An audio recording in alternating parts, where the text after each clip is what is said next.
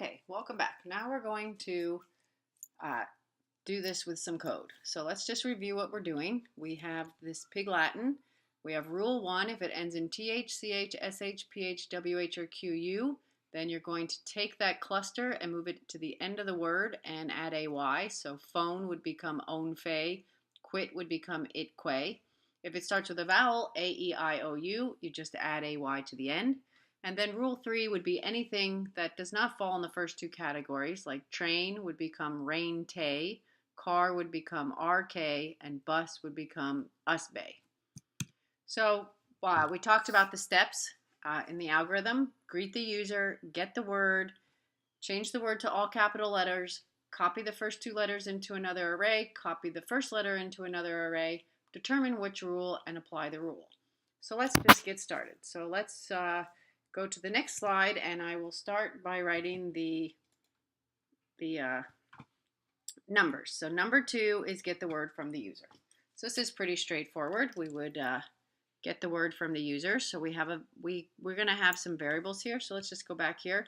We're going to have a variable for our word, a variable for the first two letters, a variable for the first letter, a variable for the length of the word, so we can change it to all capitals, and a variable for the pig word. So let's declare all these variables first. So we're going to have a character array for our word, char word, and it will be size.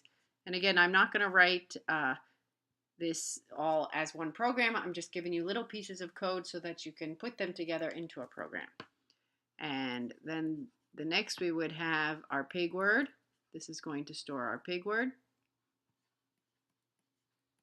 And we're going to have an integer for the length of the word. And we're going to, one thing I forgot to do is on my pig word, I want to initialize it to the empty string. So I need to get rid of that, and I need to initialize it so that it's going to actually be an array prepared for any kind of string concatenation or anything. So I wanted to make sure that I did that. So in order to do that and get the null character at the beginning of the string, you just say, you just initialize it, and these are quotation marks with no space in between. This word I'm going to be getting from the user, so it doesn't really matter.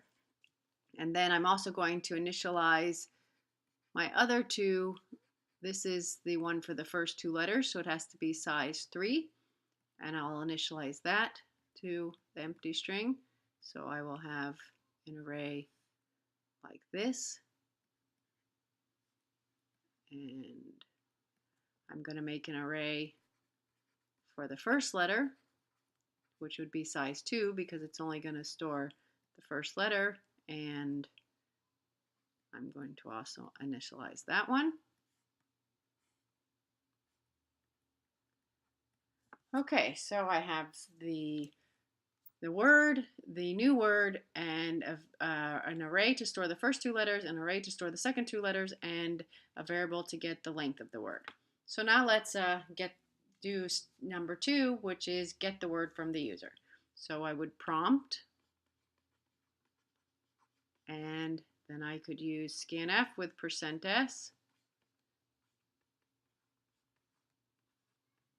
And get a word from the user. So now I've gotten a word from the user, and so I'm going to move on to the next slide because I'm out of space here. And so say the user enters the word what. So the user enters the word what,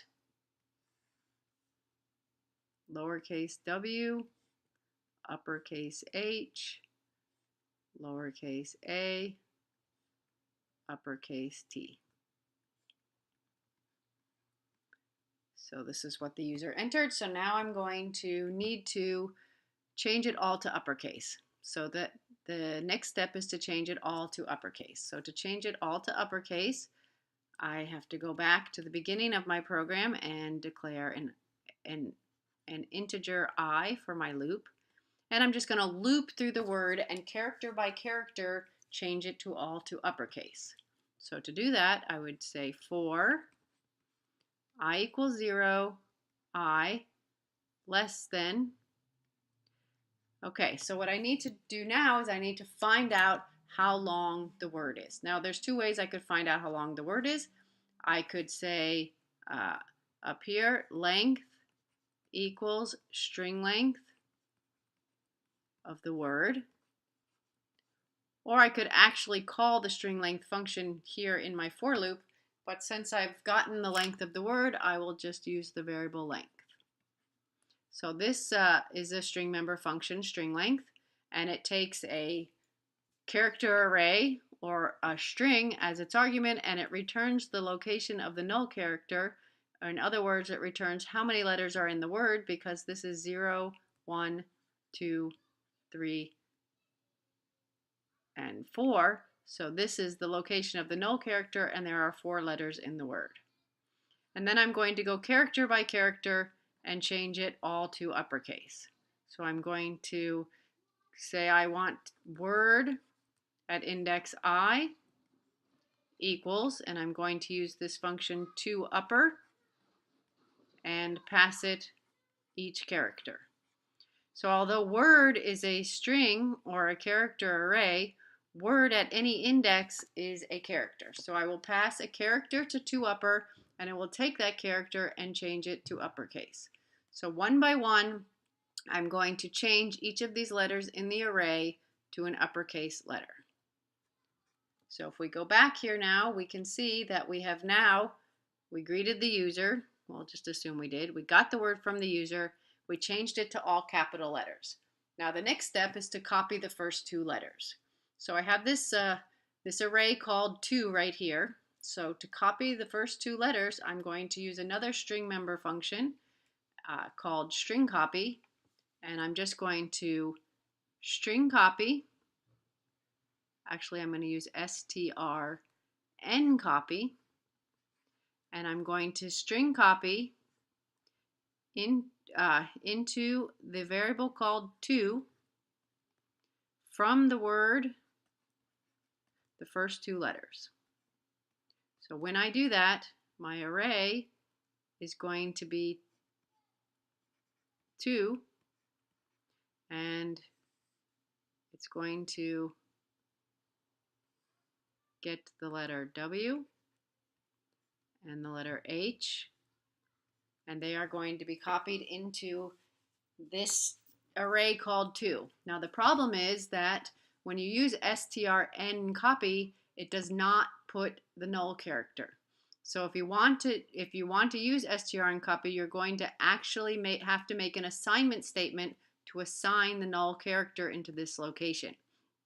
And the way that you do that is you just assign, you say, I want to assign my array, which its name is 2, at index 2, I want to assign the null character there. And when I assign the null character there, then the null character will be placed there. So this is how I take my word, I get it from the user, I change it all to uppercase, and then I copy the first 2 letters of the word into this other array called to. In the next slide, I'm going to copy the first letter of the word. Now in the last example, I used strncopy to put the first 2 letters. I'm going to use a different function called stringcat, strcat, and I'm going to take, oops, I didn't mean to do that. I want to do strncat. Scratch that. I'm going to use strncat, and I'm going to have this array. So let's just go back here. My array is called 1, and I want to put the first letter in there. And after I do the example with the word what, I will do an example with the word car, so you can see how that would be useful. So I'm going to take strncat, and I'm going to copy into my array called 1. I'm going to copy from my word, and I'm only going to copy 1 character. Now what happens with strncat, because 1, this is what 1 looks like before strncat starts, it has a null character here. And my word is the word what.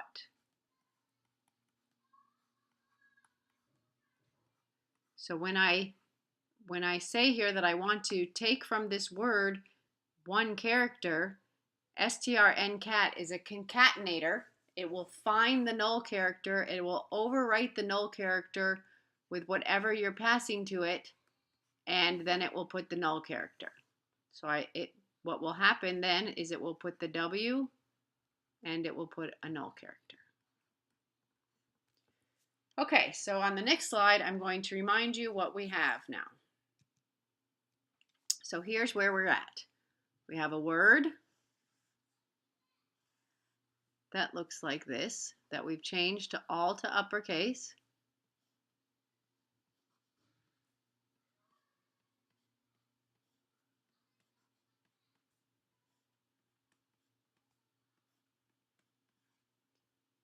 We have an array called 2 that we used string strncopy to put the first 2 letters in. And then we manually added, with an assignment statement, the null character. And we have an array called 1 that has the first letter in it in case we need it. So the next step now is to determine which rule we need to apply.